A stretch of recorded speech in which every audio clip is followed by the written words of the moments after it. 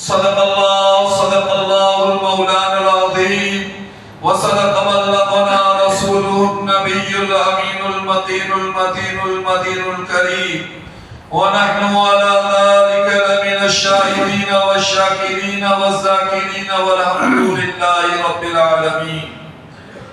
کتابوں میں جو افضل ہے اسے قرآن کہتے ہیں.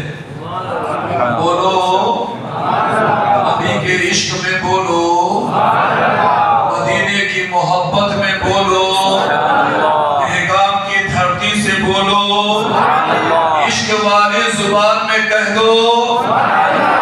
تو کتابوں میں جو افضل ہے اسے قرآن کہتے ہیں, اور اسے جس نے اتارا ہے اسے رحمان کہتے ہیں. اسے جس نے اتارا ہے اسے رحمان کہتے ہیں. سجا لے اپنے سینے میں جو اس کے 30 پارے,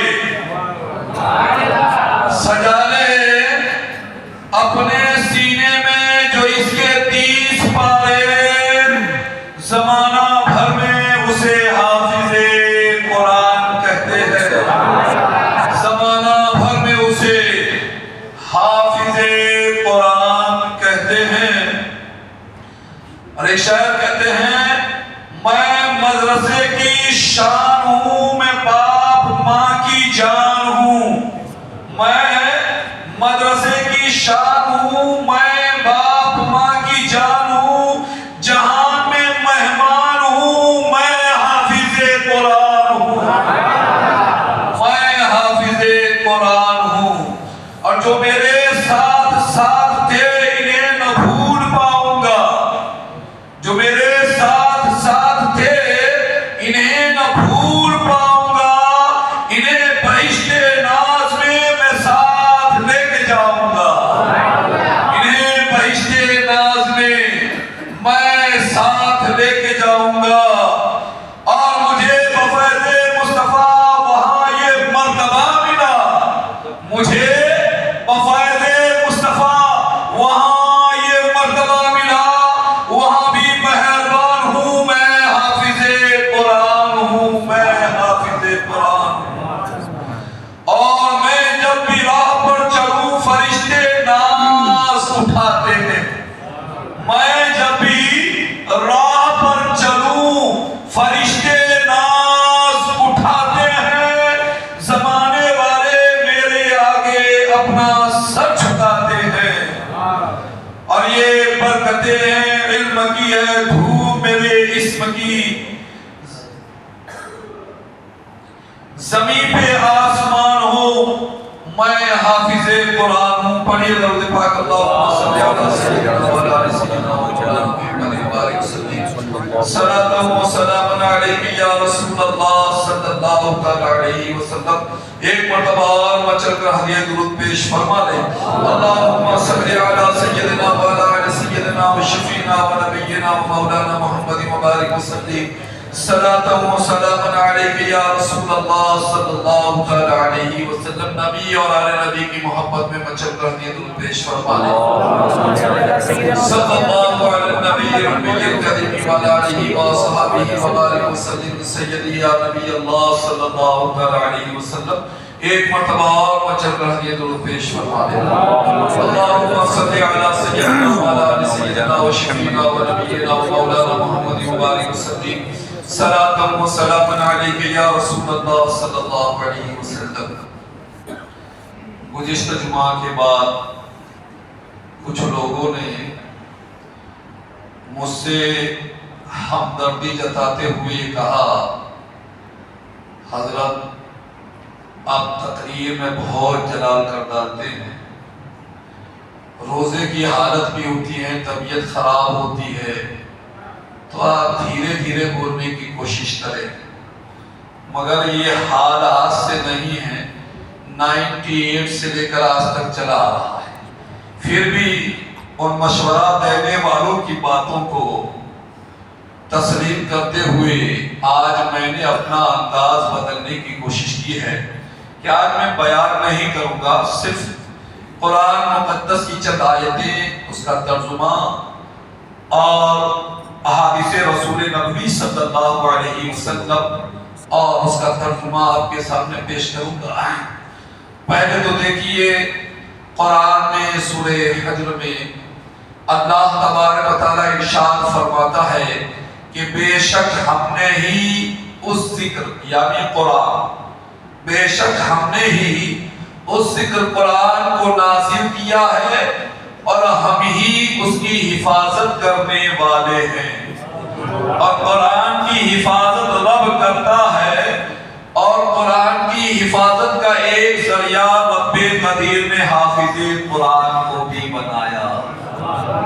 اور دیکھیے میرے آقا صلی اللہ تعالیٰ علیہ وسلم کے پیارے دیوانوں، حافظ قرآن کی فضیلت میں رسول انام صلی اللہ تعالیٰ علیہ وسلم نے ارشاد فرمایا، رسول اللہ صلی اللہ علیہ وسلم فرماتے ہیں اقرأوا القرآن فإنه يأتي يوم القیامة شفیعا لأصحابہ۔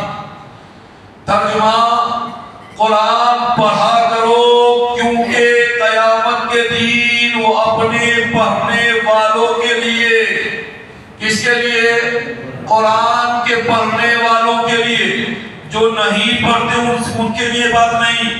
قرآن میں یہ آیت کا ترجمہ ہے کہ اللہ کے رسول فرماتے ہیں کہ قرآن پڑھا کرو کیونکہ قیامت کے دن وہ اپنے پڑھنے والوں کے لیے شفاعت کرنے والا بن کر آئے گا۔ قرآن کیا بن کر آئے گا؟ شفاعت کرنے والا۔ کس کی شفاعت کرے گا؟ جو قرآن پڑھے گا۔ کہو سبحان اللہ۔ یہ صحیح مسلم شریف کی حدیث ہے۔ اور میرے آقا صلی اللہ تعالیٰ علیہ وسلم کے پیارے دیوانوں، ایک مقام پر اور فرمایا کہ اللہ کے رسول صلی اللہ تعالیٰ علیہ وسلم ارشاد فرماتے ہیں کہ جس نے آقا فرماتے ہیں یقالو لصاحب القرآن، کیا فرمایا؟ یقالو لصاحب القرآن اقرأ وارتقی ورتل کما كنت ترتل في الدنيا فإنك منزلتك عند آخر آیت تقرأها۔ میری آقا صلی اللہ علیہ وسلم کے پیارے دیوانوں، اللہ کے رسول فرماتے ہیں کہ قیامت کے دن قرآن سے کہا جائے گا۔ کس سے کہا جائے گا؟ قرآن سے کہا جائے گا۔ اور کون سا قرآن؟ جو حافظ قرآن کے دل میں بسا ہے، جو قرآن حافظ قرآن کے سینے میں سمایا ہے، یعنی حافظ قرآن سے کہا جائے گا کہ پڑھتے جاؤ اور جنت کے درجات پر چڑھتے جاؤ، پڑھتے جاؤ۔ کیا پڑھتے جاؤ؟ قرآن پڑھتے جاؤ، کسی اور کا ترانہ نہیں، اور یہ بات کسی ملا کی نہیں ہے۔ سنو، یہ تو رسول اللہ کی بات ہے۔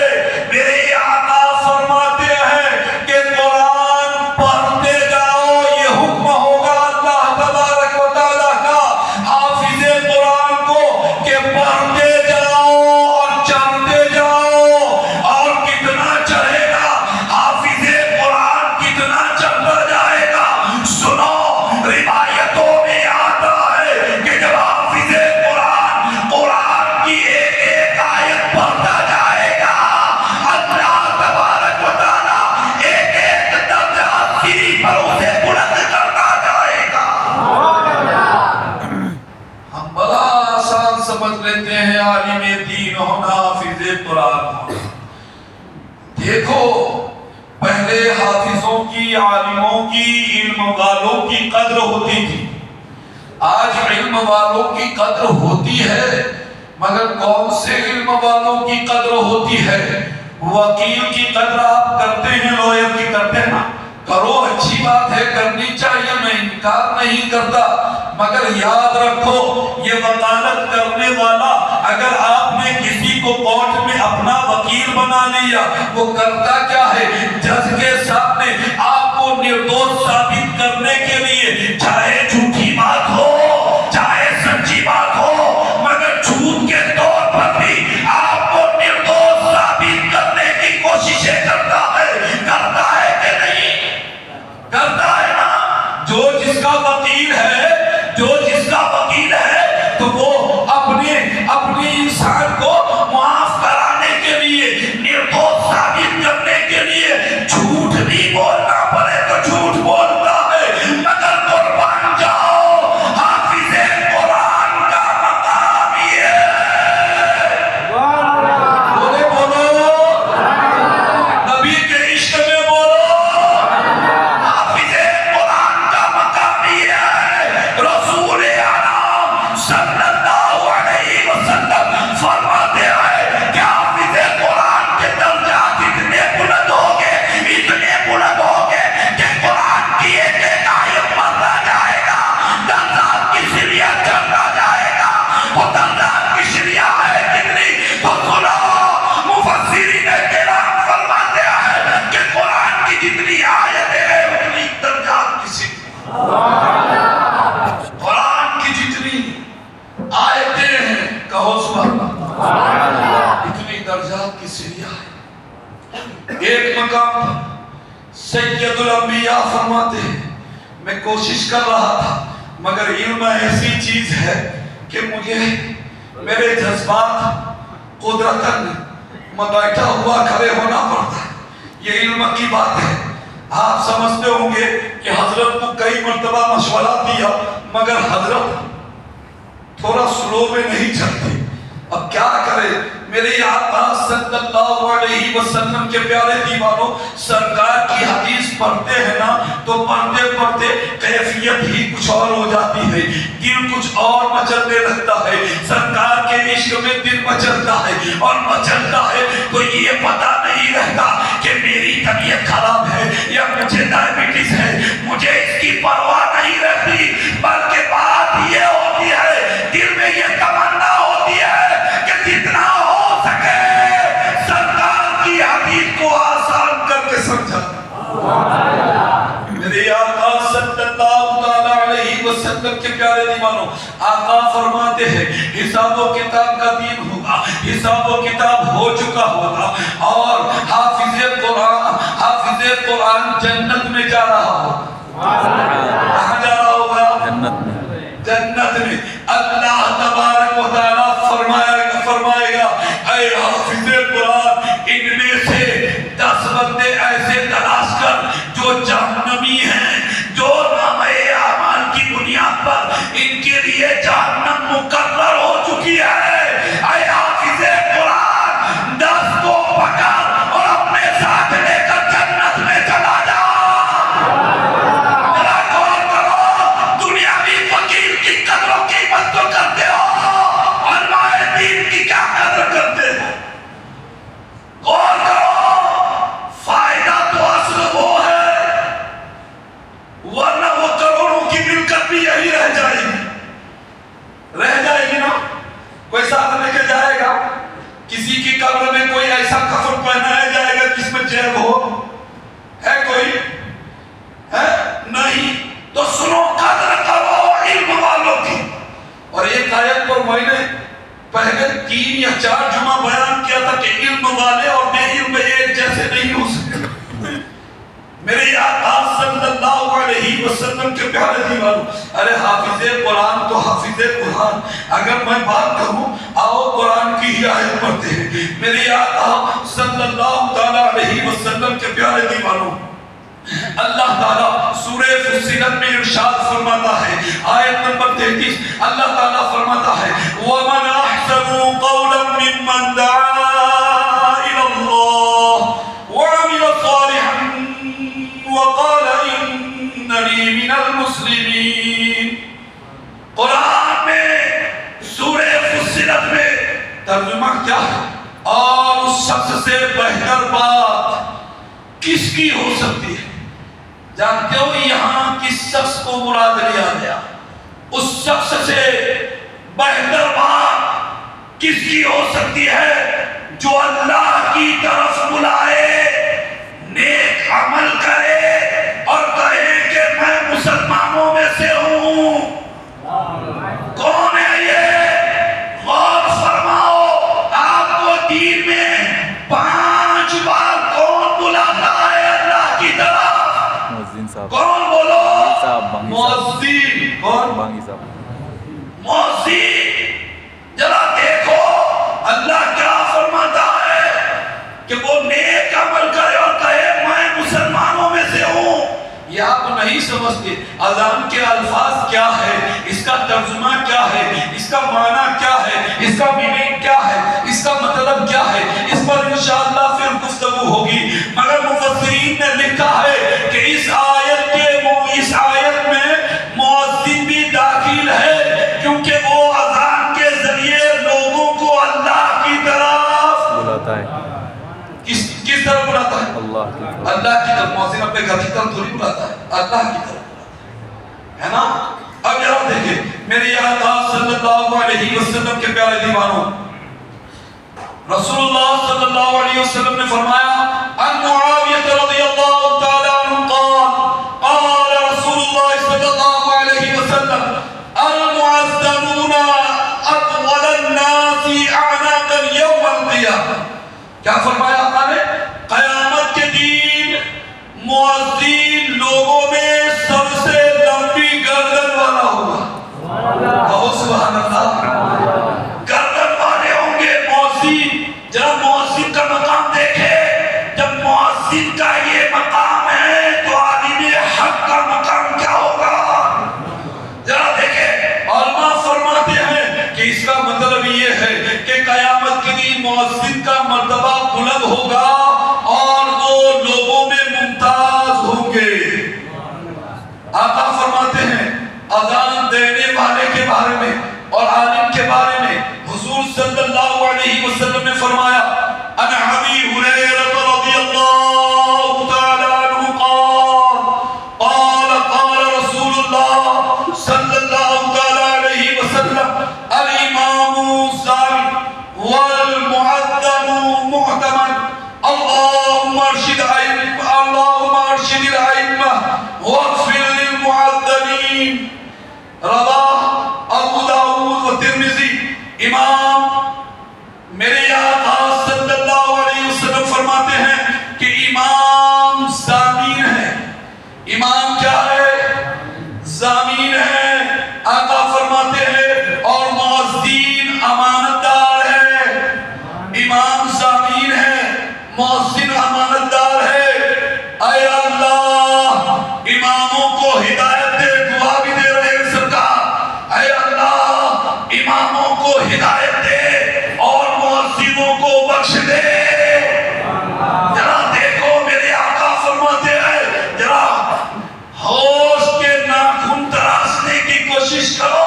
میرے آقا صلی اللہ علیہ وسلم کے پیارے دیوانوں، ایک اور مقام پر ہے ان ابی سعید الخدری رضی اللہ تعالی عنہ ان رسول اللہ صلی اللہ علیہ وسلم قال لا يسمع مدى صوت المعذن جن ولا انس ولا شيء الا شهد له يوم القيامة۔ میرے آقا ارشاد فرماتے ہیں اور یہ بخاری شریف کی حدیث ہے، آقا فرماتے ہیں مؤذن کی آواز، کس کی آواز؟ مؤذن کی آواز جہاں تک پہنچتی ہے وہاں تک جنات، انسان اور ہر چیز قیامت کے دن اس کے حق میں گواہی۔ مؤذن کی آواز کا یہ عالم ہے تو امام کی آواز کا عالم کیا ہوگا؟ اور جب امام کی آواز کا یہ عالم ہے تو امام الاولیاء کی آواز کا عالم کیا ہوگا؟ جب امام الاولیاء کی آواز کا یہ عالم تو امام الانبیاء کی آواز کا عالم کیا ہوگا؟ کہو سبحان اللہ۔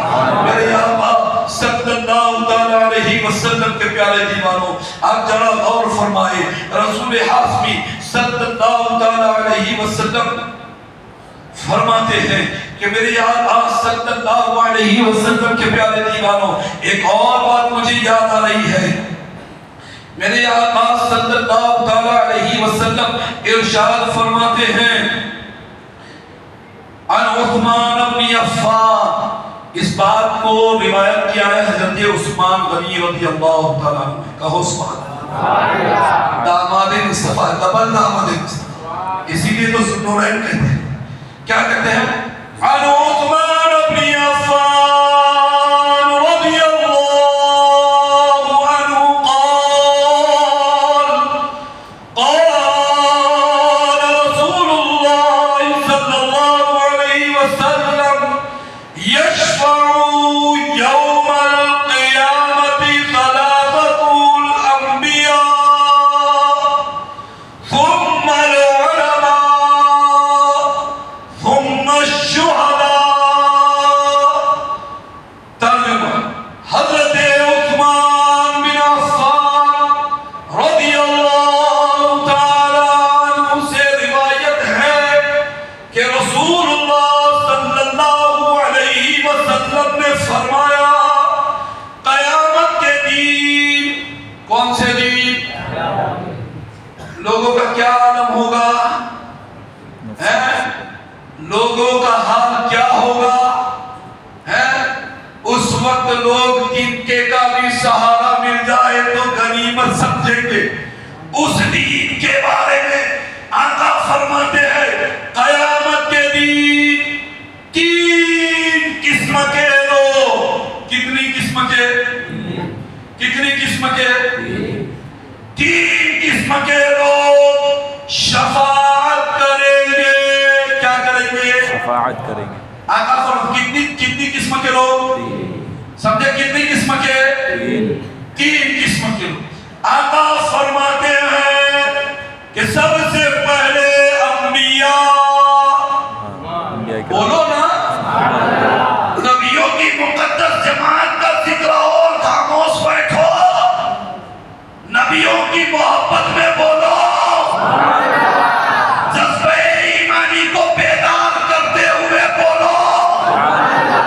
اگر روزدار آپ ہیں تو میں بھی روزدار ہوں، گھبراتے کہ وہ افطار کا وقت ہونے والا ہے اور خدا نہ کرے اگر کسی کا یہاں نہ ہوا تو جنت میں ہو جائے گی۔ اگر مقدر میں کسی کے رمضان لکھا ہو تو گھبرانے کی ضرورت نہیں، نبیوں کے عشق میں بولو سبحان اللہ، سارے کائنات کی محبت میں بولو، رسول آخری کی غلامی کا ثبوت بنتے ہوئے بولو۔ کیا فرماتے ہیں کہ سب سے پہلے انبیاء، میں نہیں کہتا، یہ کون کہتے ہیں؟ میرے آقا کہتے ہیں۔ پھر کہتے ہیں دوسرے علماء، یہاں بھی علماء کا مقام مرتبہ کتنا بلند ہے یہ ہم ذکر نہیں کرتے، اللہ کے رسول کر رہے ہیں۔ کیا فرمایا؟ پہلے انبیاء پھر علماء، پھر فرماتے ہیں کہ شہداء، یعنی پہلے انبیاء پھر علماء پھر شہداء۔ سنو، حوالہ یہ ہے، یہ حدیث کئی محدثین نے روایت کی ہے۔ میرے آقا صلی اللہ تعالی علیہ وسلم کے پیارے دیوانوں، المعجم القبیر للطبرانی اور شعب الایمان للبہقی، بعض محدثین نے اس کو باسناد بیان بھی کیا۔ میرے آقا صلی اللہ علیہ وسلم کے پیارے دیوانوں، اس کی مختصر شرح میں آپ کے سامنے پیش کر دوں۔ اس حدیث سے معلوم ہوتا ہے کہ قیامت کے دن شفاعت کے مراتب ہوں گے، یعنی میرے آقا ارشاد فرماتے ہیں انبیاء علیہ السلام سب سے پہلے شفاعت کریں گے، علماء کیونکہ انہوں نے دین کا علم سیکھا اور سکھایا اور لوگوں کو ہدایت کی راہ دکھائی، اس بنا پر علماء انبیاء کے بعد پھر فرماتے ہیں شہداء، جنہوں نے اللہ کی راہ میں اپنی جان قربان کی۔ اسی وجہ سے علماء نے کہا کہ علماء کا مرتبہ شہداء کے بعد نہیں بلکہ بعد پہلوؤں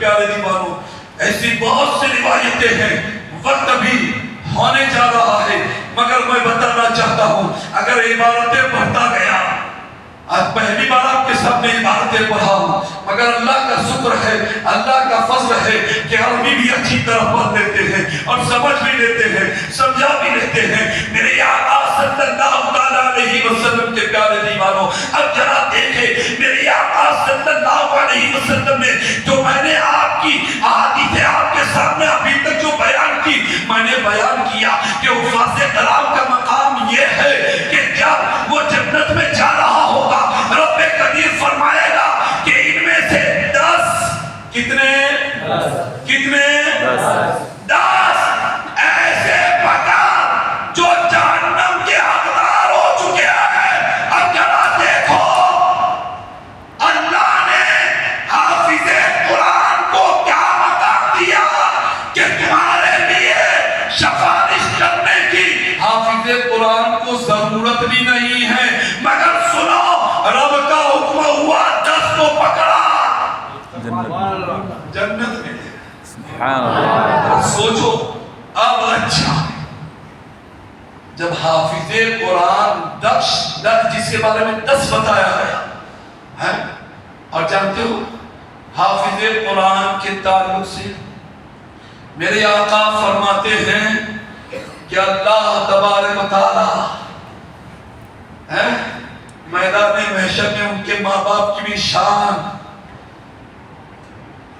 ہے، یہ تو میری سمجھ میں آ گیا۔ پڑھو درود پاک اللہم صلی علی سیدنا محمد، ضرور کہاں سے میرے آقا صلی اللہ علیہ وسلم کے پیارے دیوان، فرماؤ ذرا کیا فرمایا کہ ان کے ماں باپ کو نور کا تاج پہنایا جائے۔ خوش نصیب ہے وہ لوگ جو اپنی اولاد کو عالم دین حافظ قرآن بناتے ہیں۔ ہاں، اور تمہارے یہاں ایک جن حافظ ہے، اس کے علاوہ کوئی دوسرا تو وہ کہ تمہارے جذبے بلند نہیں۔ ہاں میں کہتا ہوں برا لگے، اگر ہماری قوم میں علم والے پیدا کرنے تو ہمیں علم والوں کی قدر کرنی۔ ہاں ذرا سوچو، ایک وکیل کے پاس گئے، کیس لڑنا تھا، وہ جھوٹا لڑے کہ سچا لڑے، اس سے کوئی مطلب نہیں ہوتا۔ ہاں لوئر کے پاس جاتے تو میری 10,000 فیس ہوگی، تو ہار جائے تو بھی نہیں، جیتے تو فیس ہوتی ہے کہ نہیں۔ عالم کے پاس جائے گی، مول صاحب سورت ذرا کیسر سے لکھتے ہی کہا کہتے ہیں۔ ہاں ایک جب میرے پاس آیا، سورہ یاسین سے مول صاحب کیسر سے لکھ دو، یہ لکھنے کے لیے بھی وقت چاہیے نہ، پہلے جاتے جاتے کہا کہتے ہیں مول صاحب 50 روپے نظر آنا۔ یہ قدر ہمارا میرے آقا صلی اللہ علیہ وسلم کے پیارے دیوانوں، قرآن سنانے کی کوئی تنخواہ نہیں لیتا، نماز پڑھانے کی کوئی تنخواہ نہیں لیتا، تنخواہ تو اس چیز کی ہوتی ہے، سنو کہ وہ تمہیں وقت دیتا ہے۔ وقت کیا دیتا ہے؟ ورنہ بسم اللہ کے بے کے نقطے کی قیمت بھی ادا نہیں کر سکتے۔ اس لیے میں کہتا ہوں کہ علماء دین، حفاظ قرآن، مفتیان شرع مدین کے وقت کی قدر و قیمت کرو، اور جب ان کی قدر ہوگی تو جذبہ پیدا ہو۔ عالم کی اتنی قدر ہوتی ہے، میرے چھوکرے کو بھی عالم، ہاں پر اپنے قدر نہ کریے تو مجھے اپنی اولاد بھی علم آوے کہاں سی۔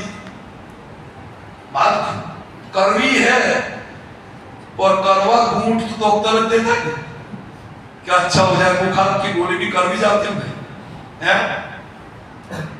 ہاں پھر ہاتھوں کی بخار ہو جائے، ویٹ پاس گیا تو لکھنے پیپل کھاؤ تو یہ بھی کروی جاتی ہے۔ میرے کہنے کا مطلب سمجھے، اپنی اولادوں کو ایسا بناؤ کہ ہماری شفاعت کا ذریعہ ہو، مغفرت کا ذریعہ ہو۔ میری بات سمجھ رہے ہو؟ برا لگے تو معاف کرنا، اور نہ سمجھنا ہے تو سمجھنے کی کوشش کرنا۔ ایسا ضروری نہیں کہ ہر بات ہر کوئی سمجھ جائے، ہر ایک کی سمجھنے کی کیپیسٹی برابر، ہر ایک کے سمجھنے کی کیپیسٹی الگ الگ۔ خیر، میرے آقا صلی اللہ علیہ وسلم کے پیارے دیوانوں، میرے کہنے کا مطلب یہ ہے کہ لوگوں ابھی حفاظ کرام 27 کو ہمارے یہاں سے جائے گی، ہے نا، ان کا کام مکمل ہوا۔ اور ایک بات جو میں عرض کر رہا تھا، حدیث پاک کا ترجمہ ادھورا رہ گیا۔ اللہ کے رسول فرماتے ہیں کہ حفاظ کرام کو اجازتوں کی 10 کو بخشوا کر لے جائے، 10 کو لے جائے، مگر جب علماء کی باری آئے گی تو اللہ کے رسول فرماتے ہیں کہ کوئی حد مقرر نہیں کی اللہ کے رسول نے۔ کیا فرمایا کہ اسے شفاعت کی اجازت ہوگی، مگر کوئی حد نہیں کہ ایک کو بخشوائے، ایک کی مغفرت طلب کرے، 5 کی، 10 کی، 50 کی۔ اچھا، یہ ایک روایت میں یہ آتا ہے کہ حفاظ کرام ان 10 کو لے جائیں گے جو ان کے قریب رہا کرتے تھے، جو ان کے گھر والے تھے۔ اور علماء کے بارے میں اللہ کے رسول دانائے قیوم، فخر موجودات، سید الانبیاء، امام الانبیاء، تاجدار دو عالم فرماتے ہیں کہ سنو، عالم کو جب اجازت ہوگی تو عالم کس کو بخشوائے، کس کو؟ پھر کوئی یہ نہ کہے گا مولوی تیرے عمل میں ایسا نہیں کہتا کہ میری بات ہے، میں علماء کی بات کر رہا ہوں۔ سمجھ نہیں بات؟ کیونکہ اپنی قوم کے تو 4 کام ہوتے ہیں، 2 ادھر سے 2 ادھر سے، اور 4 کام والے باتیں نا بڑا بڑا کر دو۔ ہاں میرا بولنا صاف ہے، خیر تو ایسا نہیں، میں میری بات نہیں تو علماء کی بات جو سرکار نے کہی وہ کہہ رہا ہوں۔ کیا فرمایا؟ وہ کس کو؟ تو روایتوں میں آتا ہے، مفسرین کرام فرماتے ہیں کہ جو عالموں کی بات سنتا ہو، بولو نا، سن کر عمل کرنے کی کوشش کرتا ہو۔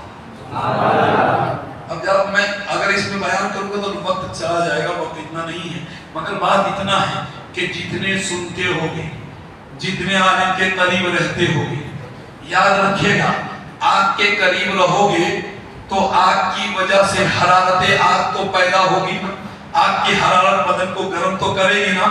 ارے اسی کے قریب ہو تو ٹھنڈک محسوس ہو رہی ہے، سورج کی روشنی میں باہر چلے جاؤ تو گرمی کا احساس ہوتا ہے نا۔ تو اسی طرح میں کہتا ہوں کہ علماء حق کے قریب ہو جاؤ تو دنیا بھی سنور جائے گی، آخرت بھی۔ علماء حق، ہاں، ورنہ کچھ تو عالموں کا لباس پہن کر شیطان ابلیس بھی پھرتے نظر آتے ہیں۔ خیر، اللہ تبارک و تعالی ہمیں عمل کی توفیق عطا فرمائے۔ اور ایک اعلان یہ بھی سماعت فرما لے کہ ہر کوئی دیکھیے، چاہے وہ عالم دین ہو، چاہے وہ حافظ دین ہو، چاہے مفتی شرع متین ہو۔ میں بھی ایک بات بتا دوں، ایک مسئلہ چلا تھا، میں نے ایک مفتی صاحب کو فون کرا، اس کے بعد دوسرے مفتی صاحب کو فون کرا۔ میں نے غالباً ایک مسئلہ سمجھنے کے لیے، اس کی حقیقت کو سمجھنے کے لیے غالباً 25 مفتیان کرام کو کانٹیکٹ کیا۔ کتنے؟ اپنے کو علم نہ آتا ہو، نہ سمجھ میں آتا، اپنے سے بڑے ان کا کانٹیکٹ کرنا چاہیے۔ پر 25 مفتیوں کو میں نے کانٹیکٹ کیا نا، اس میں کئی مفتیان کرام میں مجھے مسئلے کا جواب بھی دیا اور ساتھ میں اسکینر بھی بھیجا۔ کیا بھیجا؟ اسکینر کیا ہوتا ہے؟ سمجھ میں آتی ہے بات؟ کیوں بھیجا ہوگا؟ مفتیوں کی بات کرتا ہوں۔ ہاں، احمد آباد سے بھی یہی ہوا ہے میرے ساتھ۔ کیوں بھیجا؟ کیونکہ دارالافتاء بھی فری میں نہیں چلتے، دارالافتاء بھی فری میں نہیں چلتے۔ ایک امام ہی ہوتا ہے جو سال بھر آپ کے سامنے محنت کرتا ہے، کبھی اجرت مانگتا نہیں، وقت کی قیمت تو پہلے ہی دے دی جاتی ہے۔ مگر اس کے علاوہ مولوی صاحب میرے گھر فاتحہ، کوئی دار مولوی ہدیہ مانگتا ہے؟ نہیں مانگتا۔ میں ایک چیز سمجھانا چاہتا ہوں، مگر یاد رکھو کہ ہم جو سمجھتے ہیں، اور وہ مسئلہ جو میں نے پوچھا کیا تھا کہ سوال المکرم کے مہینے میں جو عمرہ کرے اس پر حج فرض ہو جاتا ہے، چاہے اس کے پاس مال ہوئے کہ نہ ہو، مال ہوئے کہ نہ ہوئے، حج فرض۔ مگر چند مفتیان کرام نے یہ جواب دیا کہ فرض اس پر ہو گیا، مگر حج کی ادائیگی فرض نہیں ہوتی، حج کی ادائیگی جب مال آوے تب فرض۔ تو یہ مسئلہ سمجھنے کے لیے، اور اطلاعی کے بعد یہ مسئلہ چلا تو رات کو 2-2:30 بجے تک میں کانٹیکٹ کرتا رہا، رات میں مفتی آدھی رات کو بھی علم والے ہی ہمارے مسئلوں کا حل دیتے ہیں، تو قدر کریں۔ خیر اب یہ لوگ بھی 2-3 دن میں 27 کے بعد سب جائیں گے۔ خیر وہ حافظ صاحب کا تو عید کے بعد کا، عید کے دن کا ہے، بامبے والے حافظ صاحب کا۔ اور میرے کہنے کا مطلب یہ کہ اپنی طرف سے اپنا فرض بنتا ہے، اور مجھے کوئی ترستیوں نہیں کیا ہے، پھر ایسا نہ ہو کہ مول صاحب کو ترستی ہو گیا، ایسا نہیں ہے۔ میں اپنی طرف سے کہتا ہوں، جیسے میں نے بھی ان کے پیچھے فرض پڑھی، تراویح پڑھی ہے، میرا بھی حق بنتا ہے کہ میں اپنی طرف سے کچھ نہ کچھ مسافہ دوں، تو آپ لوگ بھی دینے کی کوشش کریے گا، اور اسی طرح امام کو بھی دینے کی کوشش کریے گا، اور اسی طرح ہماری مسجد کا جو حق ہے وہ سب سے پہلے ہے ہمارے گاؤں کی مسجد ہے، جو لوگ ابھی تک نہ لکھوائے، جو لوگ ابھی تک نہ دیے ہو، وہ ان چیزوں کو دینے کی کوشش کرے۔ اب ایک اعلان سماعت فرما لے، جو اپنے درگاہ شریف کے کام ہیں اس کے تعلق سے 11 تھیلی سیمنٹ عادل بھائی شہزاد بھائی قاضی، 5000 روپیہ رفیق بھائی رسول بھائی صدیق، 5000 روپیہ عرفان بھائی ستار بھائی مہمان، 2500 روپیہ حاجی یعقوب بھائی داؤد بھائی لوہا، 2500 روپیہ عرفان میاں رسول میاں سے، 2000 روپیہ یوسف خان رحمت خان پٹھان، 2000 روپیہ قادر علی حسین